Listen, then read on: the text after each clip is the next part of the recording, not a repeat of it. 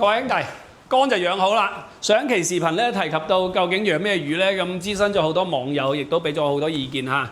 有朋友話講養金龍魚啦、南吉螺啦，或者係群遊之王嗰隻黑尾大鷗啦。咁甚至乎話有啲朋友話應該係養草魚，平時肚餓要加餸嘅時候咧，可以攞出嚟切魚生、切魚片。Nice。亦都有朋友話講養呢個清道夫。命夠硬咁靚嘅缸咧，應該要養水魚，養水魚都幾好喎嚇。咁綜合咗大家俾出咁多意見咧，最終係揀咗群遊之王。咁啊，而家魚啊翻咗嚟啦，一陣間咧帶大家去攞魚啊。嗱，而家可以見到已經爆咗藻啦，見唔見到？綠油油一片。咁啊，而家尾呢邊咧就開始準備爆啦。咁亦都聽咗大家意見話，上次話講燈唔夠得一盞，而家咧加咗第二盞，係啦。咁啊，而家咧準備出發去攞魚。何哥，養咩魚？黑尾大鷗。黑尾大鷗。咁啊，黑尾大鷗，走，出發攞魚。足翻咗2大箱，好重，仲有1箱。趁得仆親，估唔到發2箱水過嚟。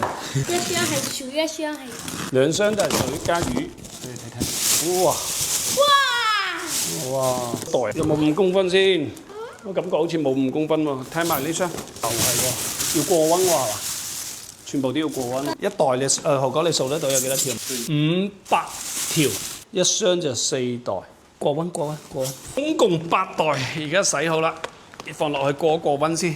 要放少少水出嚟先。哎呦，跳，好猛立地辣咁係咁跳喎！你睇睇。我話會跳缸嗰到時，果然係夠3猛。咁樣我哋要放少啲水先，因為全部要過溫，高溫唔適應。OK， 好，繼續加，又跳啦。裂波落咁跳，又跳啦！一邊磅水，一邊過溫，係咁跳，好活躍。最後2袋。3、2、1，跳啦！燈啊環境唔適應。佢係想。呢袋好似少啲咁嘅嚇。係咪大家喺西樓好多石頭架住，佢哋肯定識跳啦？唔係西樓，係溪流。讀多一次，溪流。溪流。唔係西樓嚇。OK。溪流一般都有石頭架咁個。等佢過溫最低要半個鐘，一陣間就放魚啦。休息一陣先，消毒。喲，跳咗跳出嚟，係一袋都有成半桶水喎。喲，好靚啊！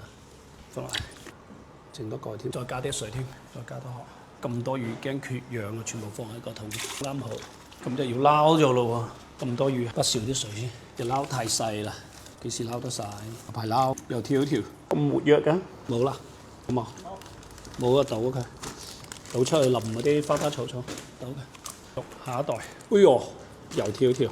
我懷疑損耗都幾大嘅，隻缸冇蓋，可能到時都會500條真正存活落嚟嘅，應該都係得300條嘅啫。我有啲耗損㗎啦，溪流缸唔攞蓋先靚，點睇清楚？仲有4袋，撈仔太細，養魚真係正難過養仔，又要過溫又要消毒，真係。懶舊啊！個仔正話掟佢落嚟沖下涼，浸一浸水起身得啦。好活躍，好3猛。哦，500條全部放喺個桶，會唔會缺氧呢？而家消毒，隨便一撈，噼里啪啦，正。有桶嘅，睇睇可唔可以入缸？確定可以啦。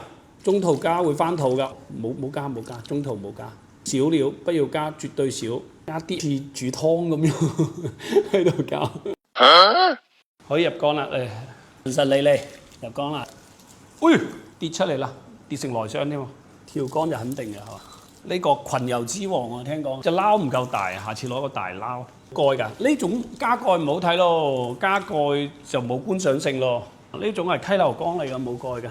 咁樣放得太慢。呢隻夠大。嗱咁樣咧啲水可俾佢滴乾滴淨先。呢個我小朋友嘅啲撲碟嗰啲工具，好壯觀啊！好彩早入缸之後，如果遲少少，我為啲即係可以遲過燒油啦。好靚！我要爆緊藻喎，而家應唔應該關燈？關燈就唔跳缸，不用關燈。好壯觀，好治癒啊！你睇睇，養魚就係要養嗰種心曠神怡嘅感覺。所以我唔想養什麼巨骨，什麼大魚。呢咁嘅魚仔咧，就算你即係有部分損耗跳缸。跌死咗一半，或者中間死咗1/3你再補翻落去，冇咩記憶，冇咩感情。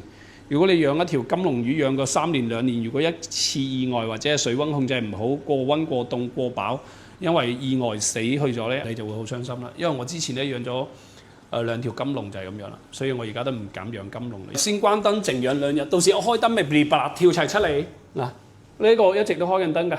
嗱，呢一個有吉羅啊，不過吉羅苗嚟嘅我呢個，你近特寫睇下啦，有10條吉羅苗，好多個品種，有黑尾大鈎，有呢個叫10間，有啲即係五花八門，咩顏色咩品種都會有啲咯。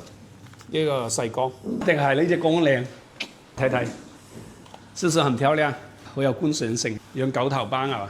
知識好淵博，我唔淵博，我啱先學識養魚啊，我啱先入坑嘅啫，我仲要靠多啲開直播啊、發視頻，徵集多啲嘅網民嗰啲老魚友嘅意見啊，佢哋會比我更專業。3人行必有我師，呢個養魚我真係唔懂行，我外行嚟啊。好，咁啊，一陣間等佢養清2個鐘之後，再過嚟睇睇嘅效果可能會清好多。